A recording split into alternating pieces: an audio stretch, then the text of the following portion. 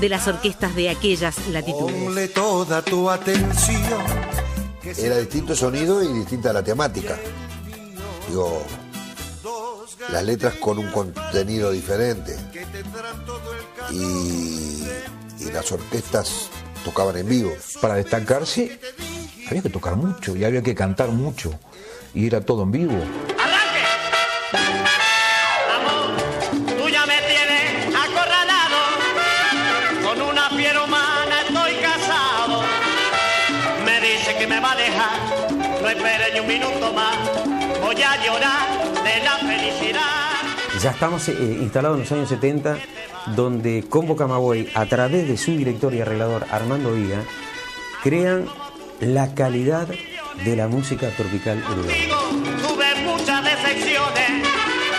Se respetaba mucho más los ritmos en su forma folclórica, tal cual son. El ritmo, la cumbia, tal cual se toca en Colombia, se tocaba acá. La guaracha, que es un ritmo cubano, tal cual se tocaba en Cuba, se tocaba acá.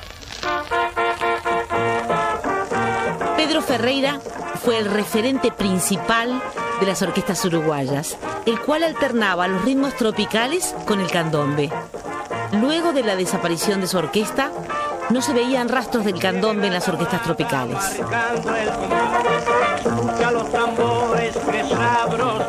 El candombe, por ejemplo, que es el verdadero folclore, es una música muy bailable, pero el uruguayo la baila poco. ¿Cuántas orquestas de candombe sabés que existen con un éxito de que trabajen todas las semanas regularmente como lo hacemos nosotros? No hay. Si vos agarrás a la gente negra, el candombe lo bailan, nacen bailando el candombe, pero los negros son una minoría dentro de la sociedad uruguaya. Prefiere más fácil bailar la plena. Tum, tum, tum. La gente quería plena, quería bailar plena, eso les enloquecía. Todas las orquestas hacían eso, y algunas hacían cumbia también, pero la plena era lo que hacía bailar a Cienfuegos hacía candombes cuando iba a Buenos Aires, porque había una colectiva muy fuerte de uruguayo. Porque los temas que nosotros tocamos, muchos de los temas son incorporados de la música centroamericana, que son ritmos de salsa. Lo único que nosotros hacemos acá es cambiarles el ritmo, les cambiamos la clave y hacemos la plena danza, que es cuadradita, y eso es lo que le gusta al público. Al público uruguayo le encanta la plena, porque es pum pa, pum pa, pum pa, pum pa, pum pa, pum, y va marcando eso, y ellos ya saben que esa es la base. Con la incorporación de la plena, se fueron desechando otros ritmos tropicales. La primera orquesta que tocó plena danza acá fue la nuestra. Llegó un disco de César Concepción acá, y uno de los integrantes de la orquesta lo recibió, me lo pasó y nosotros sacamos, creo que de 10 temas sacamos 9. A la gente le resultaba muy fácil de bailar, porque era tierra, tum, tum. Y a muchos músicos les resultaba más fácil de tocar. Entonces hubo muchos músicos que dijeron, pata, fenómeno, vamos a seguir con esto. Porque era fácil de tocar y a la gente le gustaba. ¿Y qué pasaba? Una orquesta podía decir, no, yo agarro la bandera, voy a tocar como se debe. Y quedaba más solo que el uno. Nosotros tomamos la plena danza esa y le agregamos algunas cosas muy uruguayas. A uno de los mejores percusionistas que hubo y que hay en Uruguay, que es Benjamín Arrascaeta, y la primera vez que le hicieron escuchar una cosa así, digo, che, ¿qué te parece esto? Malvin, dijo, diciéndole mal, diciendo no me gusta. Y entonces le quedó Malvinazo. Cicito Fernández, que era uno de los compañeros cantantes de Quintanilla. Entonces se reía y decía Malvin, Malvin. Y cosas que yo sentía y a mí como que ya me estaba molestando. Yo digo, loco, ¿por qué decís Malvin? No, porque estaba todo mal. En realidad no estaba mal. Para nosotros, si le veíamos como veíamos y sentíamos las cosas, estaba mal, pero el calor que se había dado estaba bien.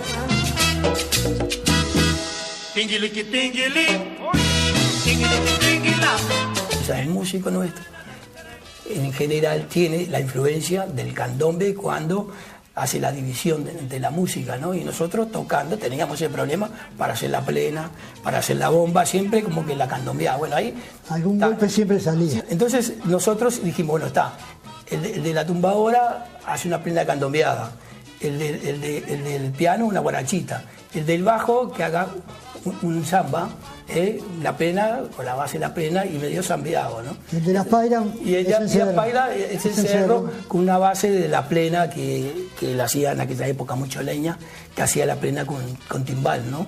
Después los percusionistas acá le fueron agregando cosas.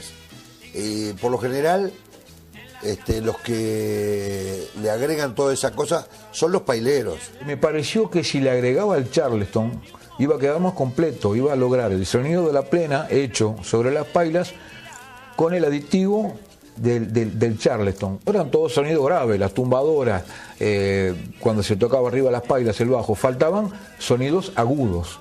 El chiqui, chiqui, chiqui, chiqui. La gente de la maquini oye el tinguilinguilín. Un buen día yo le metí el charleston, otro le metió un cencerrito, otro le metió otra cosita, otro le metió otro. Y en 30 años fue cambiando la cosa. Entonces, no podemos decir que existe una música tropical uruguaya. Sí, podemos decir que existe una música tropical a la uruguaya. Forma parte de nuestra música uruguaya, ¿sí? Porque hay una forma de hacer eso que es nuestra. En general bastante más cuadratizado que en los ritmos que se están supuestamente clonando, que en realidad no se logran clonar y no se quiere tampoco clonar, se están imitando. Pero eso va generando una vertiente uruguaya de aquello. Los tempranos 70 se va imponiendo un paso que se llama paso patito y que permite que un torpe pueda pasar inadvertido y pueda pasar bien pueda no pasar vergüenza con la muchacha que sacó a bailar, que necesita crear una adaptación también de lo que está haciendo musicalmente para que el tipo sepa dónde pone el pie. Nosotros escuchábamos el merengue, la salve, que es dominicana, pero no acentuamos la tierra. Cuando sentaron la tierra apareció por todo el mundo el merengue, porque ya lo baila todo el mundo, está bueno eso, ¿no? Como antiguamente en la época de los lecuonas, la conga marcaba el paso, pum, pum, pum, pum, pum. El bailarín quiere eso. Anacaona, india de raza cautiva.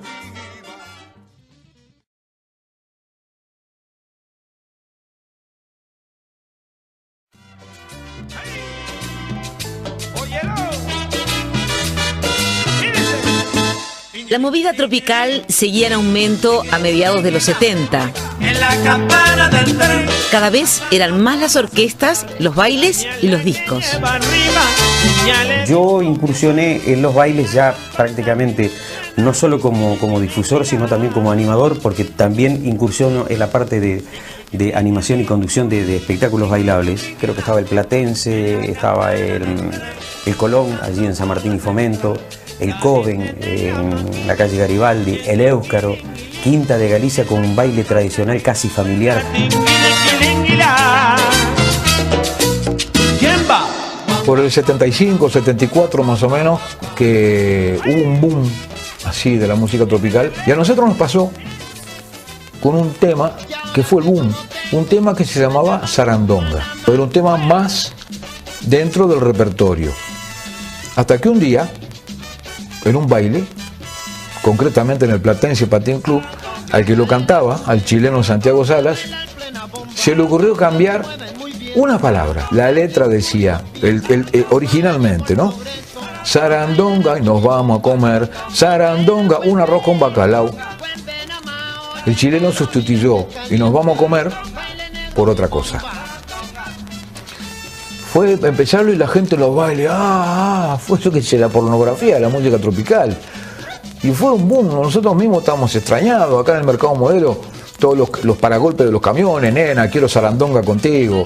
Sarandonga, lo vamos a coger, sarandonga, en lo alto del puerto, sarandonga, úñame con bacalao, sarandonga, mi vida pache, sarandonga. El sello Macondo se encargó de nuclear a las orquestas tropicales de más nombre en una jugada empresarial que hizo crecer al movimiento. Anacaona, india de raza cautiva. Macondo había decaído en cuanto a lo que estaban vendiendo, pero en un buen momento se encontraron con una persona que se llamaba de apellido Verón. Y viene esta persona con el dueño, el hijo del dueño del sello. Estábamos en el Éucaro, escuchó la orquesta, el comportamiento de la gente y se ve que no hubo más. Y ahí firmamos el contrato. Y entonces se enganchan con nosotros. El sello Macondo se ocupó de acaparar las orquestas, las fue trayendo a una, dio buenas cantidades de dinero, de prima, él lanzó la música tropical a las nubes, al estrellato. Fue una conjunción, era un sello cuyo fuerte era la música tropical, y entra en orquesta que justo el primer disco que graba, de 10 temas u 11 que tenía el disco, metimos 8 goles. Qué bonito que cantaba la palomita en su nido. En 1976, el sello Macondo se encarga de llevar a las orquestas principales al Teatro Solís. Fue la primera vez que la música tropical entraba al Solís. Para mí fue, yo qué sé, entré con una sensación, no te lo puedo describir, de temor, de respeto, te daba miedo hasta de pisar fuerte. La Florina estaba llenito el Teatro Solís, llenito de bote a bote. Uno de mis mejores recuerdos de ser, propuestas que hacía el sello Macondo, eran muy arriesgados en sus propuestas y se jugaban siempre, y por sobre todas las cosas los recuerdo muy bien a esta gente porque siempre pensaron en los intérpretes, siempre los respetaron mucho como intérpretes. Uno de los temas recurrentes planteados es el prejuicio contra la música tropical. Había un montón de gente acá, ¿no? Que los Sudamérica, que los gronchos eso, que los atorrantes eso, bla bla. Íbamos a tocar a un casamiento en el Carrasco Polo Club, estaba fenómeno. ¿Por qué? Porque estaban rodeados de su gente, de fulanita de tal y de menganita de tal. Entonces estaba fenómeno. Ahí ellos no eran gronchos, ni atorrantes, ni reo, ni música barata. Estaba fenómeno, bailaban de cabeza. ¿Qué pasa? Que me dijeran, bueno, mirá, lo que pasa es que de repente el ambiente en determinado baile no es el mejor, que digamos. Sí, eso te lo acepto.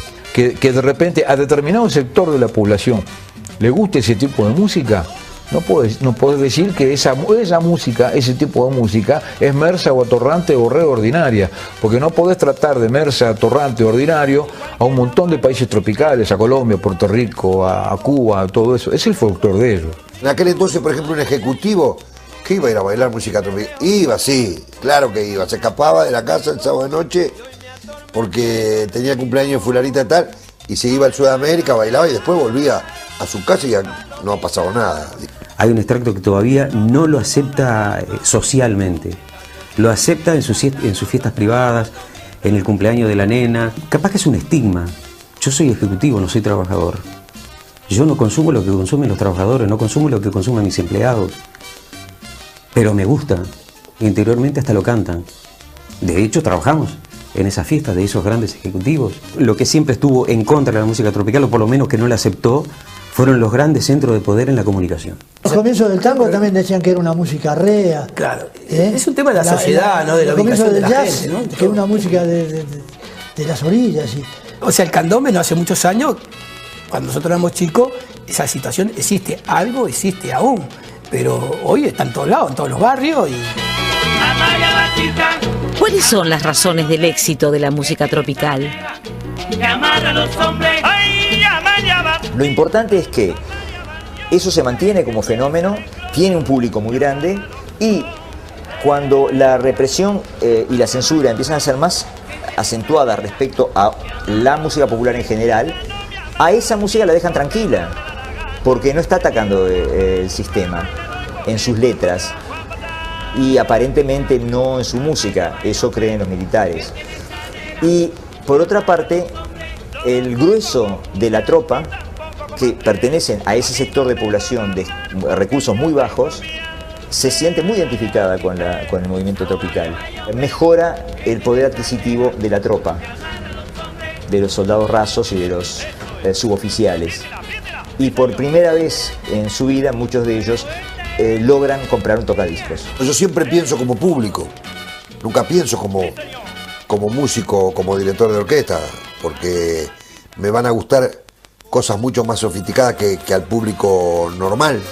Como por el Batey nos sucedió que cuando el tema tuvo éxito, hacía como un año que lo estábamos tocando. Y ya, te digo sinceramente, más allá de que esto sea una grabación, nos tenía podrido el tema. Y de golpe y porrazo lo empezaron a pasar en esa audición y el tema se fue a las nubes. Dice que sabrosa está la rumba, por allá por el Batey, cómo bailan, cómo gozan, Oye los tambores, tengo ganas de bailar. Qué sabrosa está la rumba, por allá, por el Matei.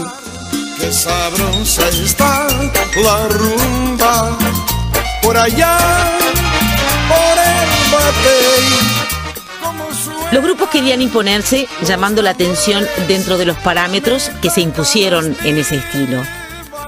Estábamos en un casamiento y venía uno, che, muchachos, ¿no podrán tocar un poquito música brasilera? Sí, cómo no, y no faltaba alguno de los trompetistas que dijera si bemol y empezaba a tocar ta ta ta ta ta ta y ya se le prendía todo lo que está atrás. Y el pericón era pues salir un poco de la rutina. Estábamos tocando en un baile en el Robin, veníamos tocando y de repente tran, tan, tan, tan, tan, taran, taran, y hacíamos las relaciones y todo. De repente nos faltaba alguno del público que subiera a hacer una relación con nosotros. Una cosa novedosa.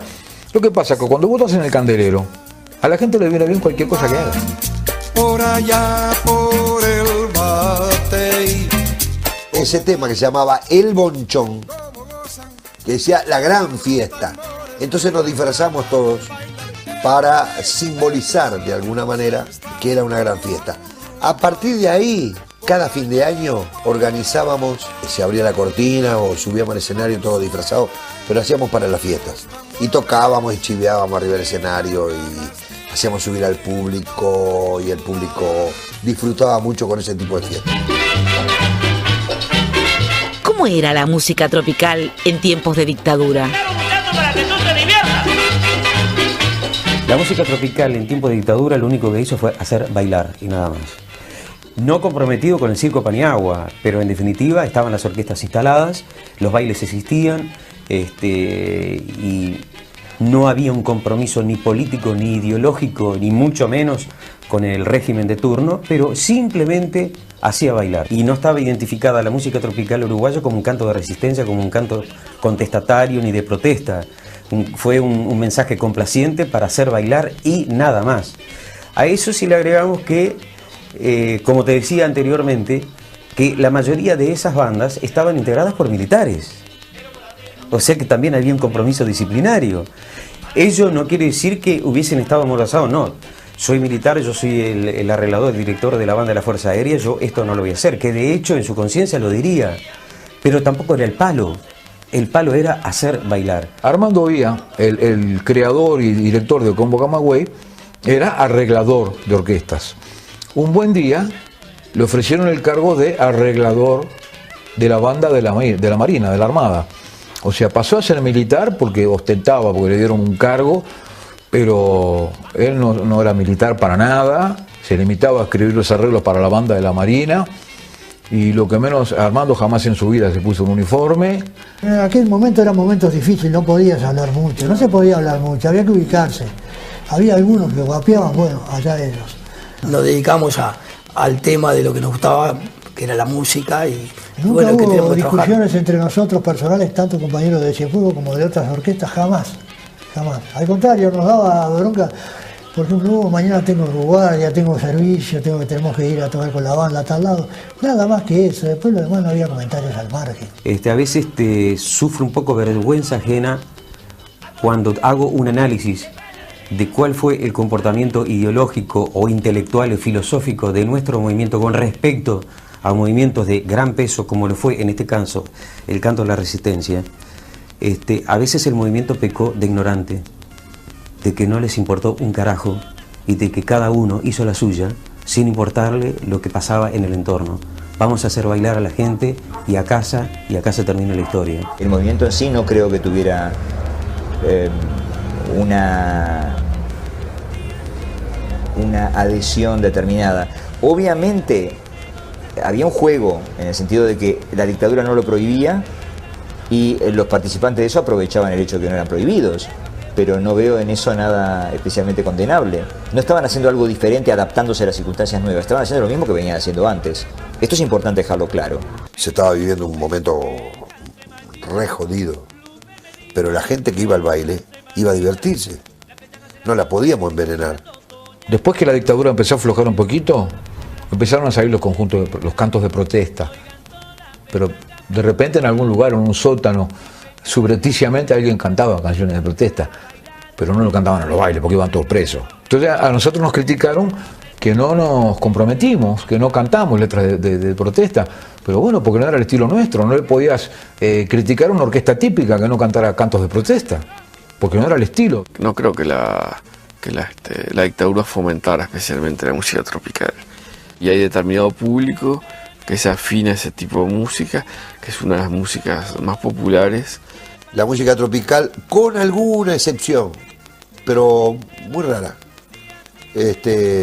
Nunca se metió con nada. No, que va a ser un mundo aparte. De repente, una noche estábamos en el viejo Coven, en la calle Garibaldi, en el hogar húngaro. Y de repente entró toda la policía con el ejército y todas las fuerzas conjuntas que le llamaban. Y se metieron en el salón, la gente estaba bailando. Pare la orquesta. Tuvo que parar la orquesta y las mujeres para acá, los hombres para acá. Y la policía y todo en el medio. Y ahí elegían al azar. Usted, pedían documentos, llevaban al kilo, como se decía en aquel momento. No, se bebía, no escapaba nadie a eso. En el año 75 grabamos un tema que se llamaba Tío Caimán. La persona que me dio el disco a mí, el original, era el agregado comercial de la Embajada de Panamá. Esta es la protesta de Panamá contra los Estados Unidos por apropiarse del canal de Panamá, y me explicó paso a paso la letra. Tío Caimán era el tío Sam. Cuando vino la tormenta, una vez que con un pretexto de ayudar en unas inundaciones se metieron ahí y no se fueron. Nosotros la sacamos y la gente no entendía un pito de la letra de protesta. A la gente le entró aquello: cómo mueve la colita, tío Caimán, como una señorita, tío Caimán. Le gustaba por eso. Pero ¿qué pasa? Hay una parte del tema en que decía: hoy con su cola cortada, pobrecito tío Caimán, le dieron palos en Cuba, le dieron palo en Vietnam. Eso no lo podíamos cantar porque si no, cuando salíamos del baile, estaban las chanchitas esperándonos. Le recortamos eso. Menea la colita, tío Caimán, como una señorita, tío Caimán. Menea la colota, tío Caimán, como una señorota, tío Caimán. Este inmenso territorio, tío Caimán.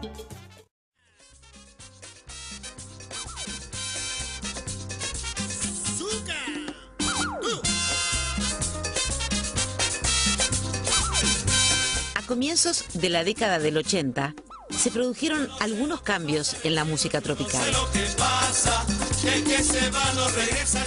Y yo pienso que la gran revolución comienza a través del cubano en 1981, cuando su director, Luis Gayula, incorpora al staff del cubano el hombre que revolucionó musicalmente la música tropical de los años 80, Julio Barbosa, el tecladista. Julio Barbosa, que venía de un grupo de rock que se llamaba Andrómeda. Pone un sintetizador y elimina toda la parte vieja de sonido y aparecen los primeros twin que le daban un sonido tan estridente a la parte de teclado. El twin es el equipo que amplifica, por supuesto, el instrumento, un equipo de audio. Y él le metió todos esos conocimientos que él traía y revolucionó el ambiente, porque ya se le dio más importancia a los instrumentos electrónicos, a los sintetizadores. Yo no sé lo que pasa en el cielo, yo no sé lo que pasa en el cielo, yo no sé lo que pasa. El que se va no regresa, yo no sé lo que pasa. Antes tocábamos con el bajo de cajón, el bajo grande, y con los pianos que había en los clubes.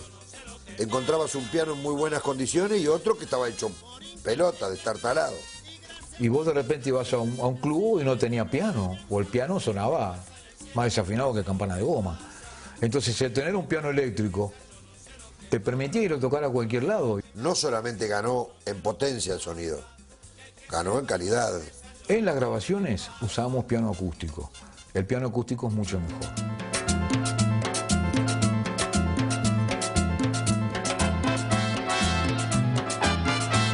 En esos momentos se podía diferenciar entre dos tipos de orquestas tropicales: las charangas y las sonoras.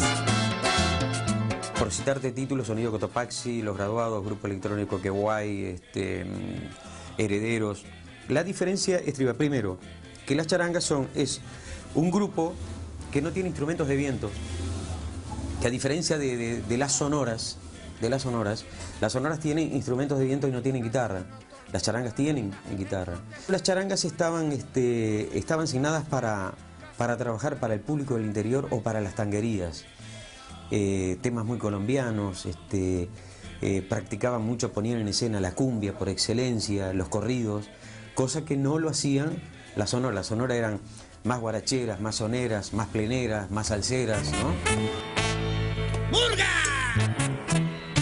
¡Qué chévere, qué chévere! En 1983 se produce un hecho que contribuye a plantear el prejuicio que existía sobre la música tropical, tal como lo plantea el periodista Rodríguez Barilari en la revista Canto Popular. La llegada a Montevideo de Rubén Blades puso el tema arriba de la mesa.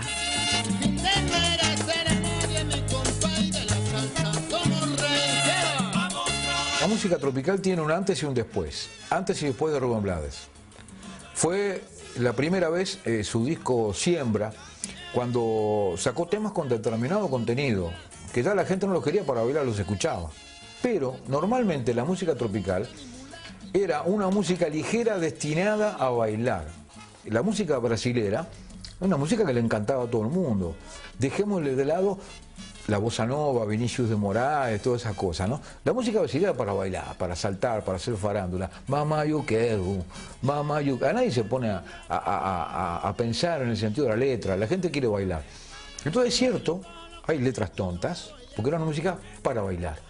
Posteriormente, después de Rubén Blades, ya empezó a haber música tropical para bailar, pero con letras más profundas. Cuando la desaparición de Elena Quintero, a Maracaibo se le ocurre hacer un tema, a Juan Antonio se le ocurre hacer un tema que se llama Elena Quintero. En el brass de él habían 2 trombonistas, 3 trompetas, una de las trompetas era Juan Antonio, militares. Que el disco vino, la censura, te rayaban el surco. El inspector venía, está como lo de Serrat, como ellos, que te rayan el surco y te ponen una cinta arriba del surco. Los 4 caños en cana cayeron, no pudieron actuar nunca más en la música tropical. Molestaron. Chico lo bautizamos como la víbora del trombón, porque tiene su particularidad. Y la movida tropical siempre fue una cosa que no solo a nivel de música, sino en general, en los formados dentro del sistema académico y el eurocentrismo y demás, es una cosa que nunca pudimos hasta hoy abarcar bien y poner en su justo término, ¿no? Quizás por aquello que conversábamos hoy de poner de acuerdo la cultura cadera para arriba con la cultura cadera para abajo. Una persona que escucha cumbia generalmente no concibe la música sino es para bailar, no concibe ir a sentarse a poner el puño en el mentón y a escuchar la letra y a disfrutar con algo climático, atmosférico o de un texto poético, ¿no? Y para los otros, entre las vergüenzas corporales, la música no se puede percibir si no tiene un gran texto atrás, porque la canción es eso, ¿no? Entonces cada uno tiene su grado de dificultad de percibir el todo. Después de que todo lo que es para la diversión y el baile sea considerado frívolo, es otra cosa, ¿no? Y que el intelectual hace aquello que hace la gente del pueblo, todo entre comillas, hace lo mismo, pero cuando se emborracha, que es lo que, como decía alguno, ¿no? También es otra cosa.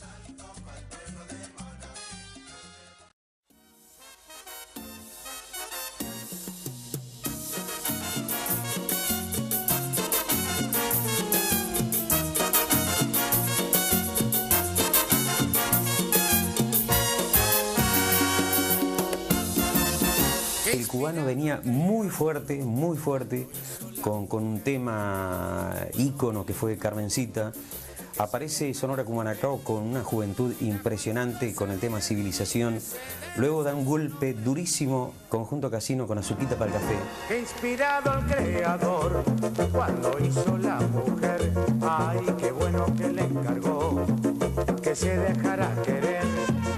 Y trajo al mundo esa miel, ese debe ser su nombre, y le regaló a los hombres azuquita pa'l café, que creen que fue, azuquita pa'l café, que creen que fue, azuquita pa'l café, y qué hermosa variedad, que mucho hay para escoger, y a mí no me importa cuál, siempre que sea una mujer, y no hay oro ni diamante que compare con su amor, ahí se rinde el más valiente, el más lindo y el mejor, que creen que fue, el más lindo y el mejor. Azuquita para el café fue el tema, fue un tema boom, así rotundamente boom, fue en todos lados, ¿no? En todos los más. En la actualidad sigue siendo, no voy a decir que está con la fuerza del año 85, no, pero se logra, se toca ese tema y ya hace así la gente a bailar, ¿no? Esta orquesta está la mejor azúcar.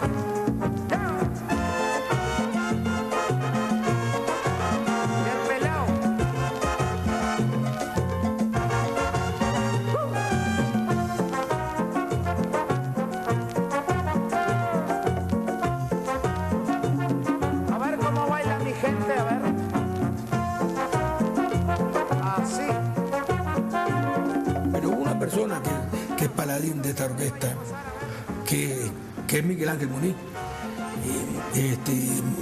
Miguel Ángel Muniz tuvo 30 años en la orquesta y grabó casi todos los éxitos.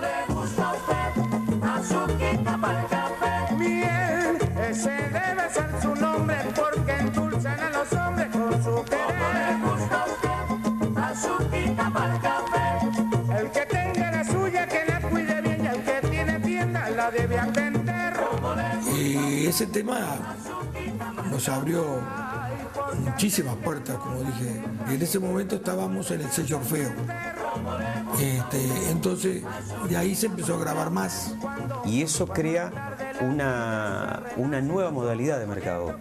Yo pienso que ahí comienza, en los años 80, comienza el despertar de la música tropical en ámbitos donde todavía no había llegado. En 1987, la música tropical viviría un punto de inflexión que la marcaría hacia adelante. Para que sigan bailando, llegó la pegada e impacto de Sonora Palacio. En 1987 yo era locutor de Radio Continente y tenía a mi cargo la conducción de un programa. Fernando Viña era jefe de operadores y a su vez en esos años era trompetista del Cubano.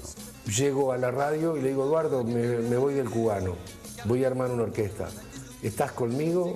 Te quiero conmigo. ¿Estás? Pero maestro, me dice, ¿cómo se va a ir del Cubano? Que el Cubano trabajaba fenómeno, ¿no? Le digo, bueno, es una decisión, decime sí o no. Bueno, sí. Una propuesta más transgresora, con más desenfado, desde el vestuario hasta la imagen, y surge Sonora Palacio. Las orquestas de antes todas se vestían para el escenario con solapa brillosa y todo ese tipo de cosas. Y yo quise volver al brillo. Y me engancho con Eduardo, que a Eduardo toda esa fantasía como que le encantaba. Y entre los dos empezamos a diseñar la idea. Lo más resistido fue la imagen. Yo recuerdo que utilizábamos uno de los vestuarios, creo que fue el segundo vestuario, fue todo en raso negro, camisas blancas, con unas chalinas rosadas, con unas moñas rosadas, después sombreros, o sea, elementos que estaban vinculados, nos decían parodistas. Apártense, caballeros, que aquí llegó Palacio. Apártense, caballeros, que aquí llegó Palacio. Abra Palacio. Lo que costó fue insertar una nueva imagen revolucionaria, como lo fue Sonora Palacio. Fue resistida, por cierto, muy resistida. Pero teníamos a favor un elemento muy, pero muy importante, un medio de comunicación a favor. No olvidemos que Fernando Viña era el jefe técnico de Radio Continente, yo era el locutor de la radio, teníamos el respaldo de la dirección de la radio. Fue una dupla realmente formidable porque él planteaba la idea y yo concretaba todo lo que él me pedía. Palacio en principio fue una orquesta muy criticada porque como que se roba el trabajo. Entró a trabajar y realmente fue impresionante lo que trabajó. Muchos no se dieron cuenta y muchos pensaban que de repente yo trabajaba mucho porque cobraba poco, y realmente no fue así. Cobraba mucho porque lo nuestro fue una propuesta, fue un cambio diferente que le hizo muy bien a la música tropical, como por supuesto después la salida de Caribe. A fines de la década del 80, Eduardo Rivero se separa de Sonora Palacio y se suma a Sonora Caribe, que pasó a llamarse Caribe con K. Cuando surge la posibilidad de Caribe con K, a mí me parecía en ese momento una grosería pretender estar yo al frente de todo y llevarme la tajada mayoritaria, vamos a llamarlo. Y yo le dije a Eduardo, me parece que es el momento tuyo de manejar una banda, vos estás capacitado. Aquí está la nueva fuerza, Caribe con K.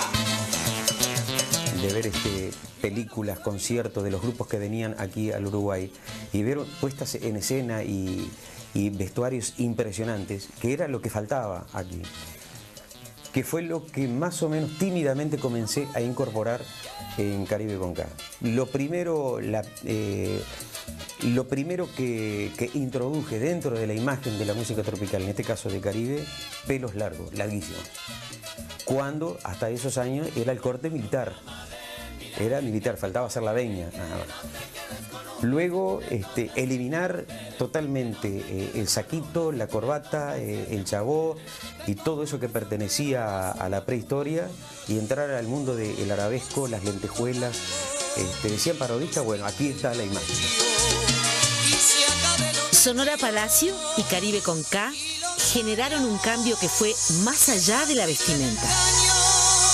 Tenía elementos altos, delgados, facheros, muy buena imagen, pelos largos. Faltaba el otro condimento, mover el escenario. Mover el escenario pasa a través de una sola disciplina, la coreografía. Convocamos para esos años que andaba muy saladísimo, y anda porque es un gran coreógrafo, Fernando Couto. Le comento la idea de cómo mover, cómo movilizar una puesta en escena musical, tropical, pero sin salirse del código de hacer bailar.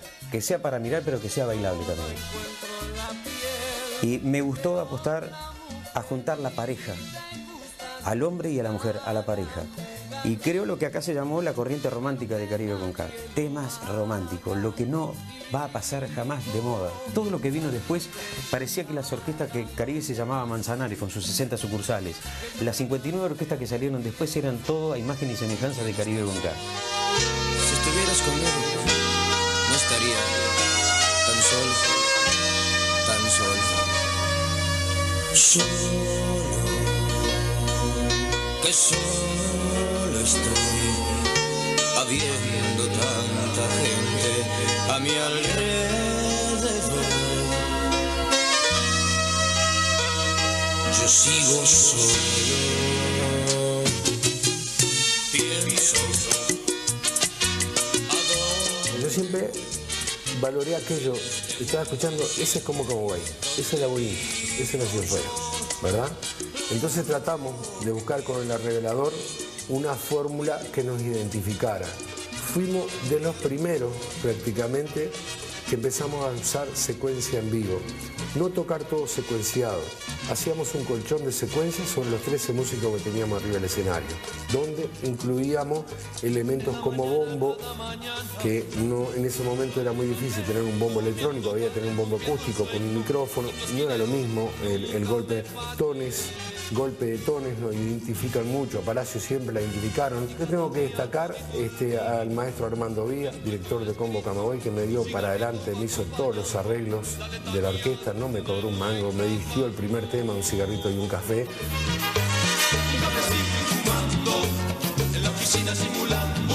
Caribe con K tiene 28 producciones, tiene 28 discos de oro, 11 de platino y 4 doble platino. Caribe con K hacía discos de oro en 24 horas. No había tiempo para analizar el fenómeno que estábamos viviendo. En el caso de Caribe, donde solo se bailaba viernes, sábado y domingo, llegamos a hacer 25 bailes por fin de semana, 100 bailes por mes. Y eso lo tengo documentado, porque los bailes se registraban en la Asociación Uruguaya de Músicos. La gente lo absorbió, por ejemplo, en el caso de Palacio, nosotros agarramos en ese momento la gran pegada de Lalo Rodríguez, que había largado temas salsa que no llegaban muchos, como Devórame otra vez, Frankie Ruiz, y entonces entramos a acoplar lo que venía a ser la música tropical melódica. Fue muy estresante porque no estábamos preparados para un éxito tan compulsivo. El éxito es una fantasía, es una mentira, que quien la tiene que creer es los del escenario para adelante, no los del escenario para atrás. Porque es ahí donde se muere, cuando te encontrás con la realidad, porque lo que vendemos es fantasía. La fantasía a la mujer, la fantasía a ese mercado. ¿Qué mujer no quiere tocarle el brazo a Ricky Martin? En aquellos años, ¿qué mujer no quería estar cerca de Gerardo Nieto, de Miguel Ángel Buffó, de Yesti? Era una cosa muy, pero muy impresionante, muy difícil de sobrellevar, incluso hasta psicológicamente. Que llega un momento que dejás de ser fulano de tal para ser un Caribe con K.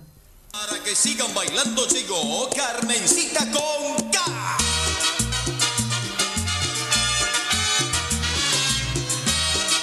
¡Ay, mi Carmencita! Manejamos un público joven y le fuimos ganando con los temas a la gente mayor. Al principio la gente mayor quedaba deslumbrada cuando veía vestuario, lujo, brillo. En un momento le pusimos hasta luces a la ropa. Unos LED acá y teníamos un encendedor acá, vamos a llamarle. Se apagaban las luces, en determinado momento todo prendía y los LED quedaron en la solapa. Todo vestido blanco, LED en rojo, te imaginas que se paró todo el teatro.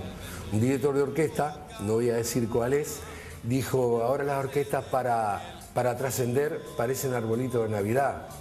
Y yo siempre pensé de que la fantasía pasa por el otro lado, porque si no grupos, por ejemplo, como Village People, que se vestían de indio, de policía, de esto, y que a mí realmente me impactaban y que me gustaban, y yo lo hubiera hecho. Como todos los cambios, tenía sus adeptos y sus críticas. A mí no me pareció nada, yo estaba contra el cambio. Me puse a pensar y dije, ¿qué hago ahora? ¿Me pongo a bailar? Como intentaron otros de mi época, ponerse a bailar o ponerse brillante. Consideré que lo nuestro era tradicional y teníamos que seguir de esa manera.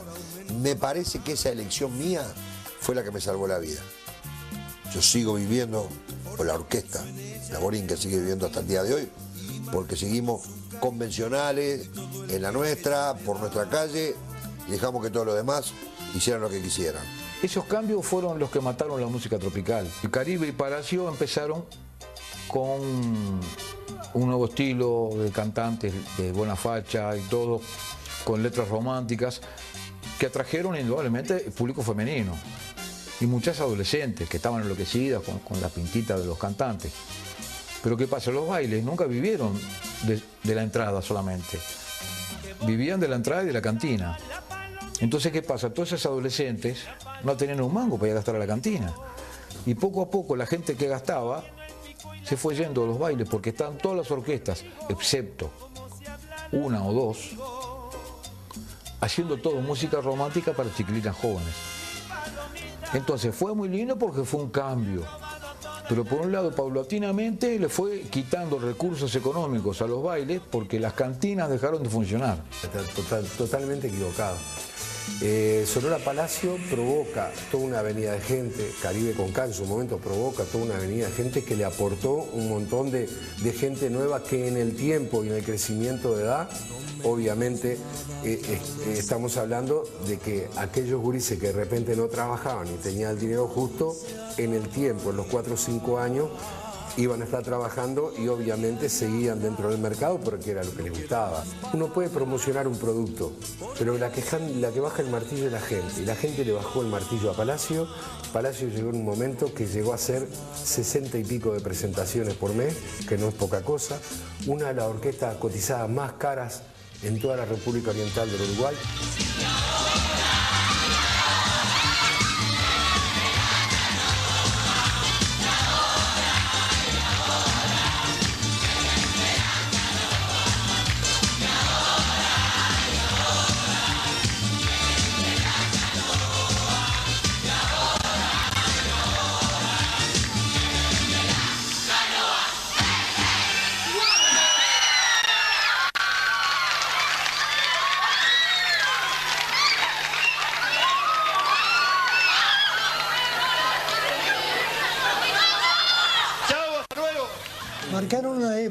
indudablemente. Caribe marcó una época. Para mí fue importante en el sentido que le dio un ingrediente de imagen. Pero le dieron un movimiento, un color, que a mí no me pareció mal. Está el otro tema del calor que le dan tocando. Que eso queda en la gente, ¿verdad? Eso que vemos 2x3, no solo en la música tropical, en muchas cosas, que está todo bárbaro, una coreografía, se dan vuelta carnero 80.000 veces. Y de repente no lo hace nadie. Pero tiene que ver con la música, ¿no? Que es importante. Se agarró otra generación que nosotros capaz que se iba no sé para dónde, o varias generaciones, ¿no? Pero se quedó en la música tropical y bueno, y todos los grupos de música tropical fueron andando, ¿no? Oye, mira, que vamos a vivir el bailecito del verano, el Colé Colé de Casino. Mariel llegó a la orquesta por intermedio del arreglador nuestro, que había tocado un tiempo con ella, que la acompañaba el reparador del cerro, me acuerdo. Bueno, llega acá el grupo y graba un tema. Bueno, y después. Bueno, costó un poco, ¿no? Porque las orquestas no estaban acostumbradas a tener una mujer. Y eso al público también le costó.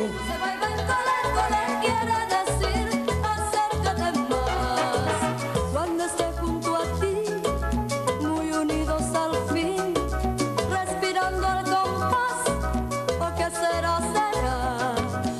El hechizo vendrá cuando muera la luz, suspirando dirás, quiero ser todo tuyo, y para bailar colé, colé, me tienes que abrazar, colé, colé. Poco a poco las orquestas entraron todos, mirá, vamos a entrar en esta. Hubo un par de orquestas que dijimos, no, nosotros seguimos en la nuestra. La orquesta nuestra es una orquesta de músicos ya veteranos todos, con buenos músicos, y no estamos para hacer coreografía, movernos con muchachos jóvenes. Nosotros seguimos tocando y reconozco totalmente que bajó nuestro trabajo.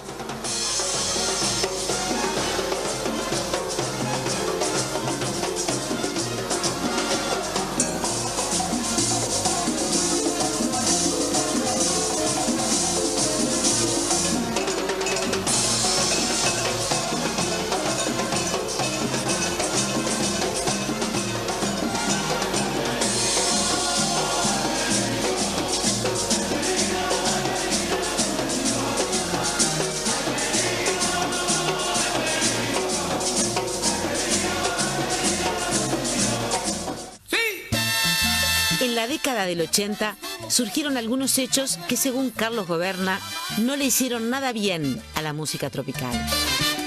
Yo nunca pagué para que me pasaran los temas. Digo, el que quería pasaba mis temas y el que no quería no los pasaba. Sí, claro que sucedía. Empezó por ahí por los 80 y pico. A mí no me molestó nunca de que si tú eras la competencia mía y pagabas para hacer propaganda de la orquesta, ¿verdad? Para su fiesta, contrate a la orquesta de fulanito de tal, me parece bárbaro, magnífico. Lo que me molestaba es que se pagaran la pasada de disco.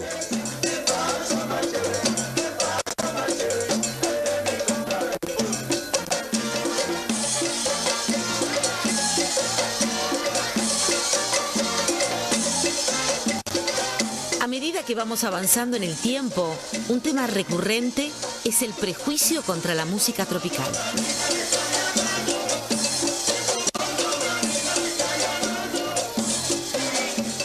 Como todos los sellos, siempre le dispararon a la música tropical. Era con la música que ganaban más dinero.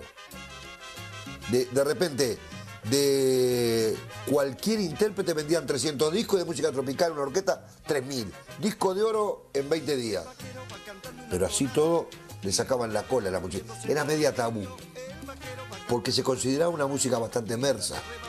Esto cambió hace poco. De propios para afuera, la música tropical estaba en los locales de Canelones y los aledaños, pero la Costa de Oro, los boliches, ni hablar.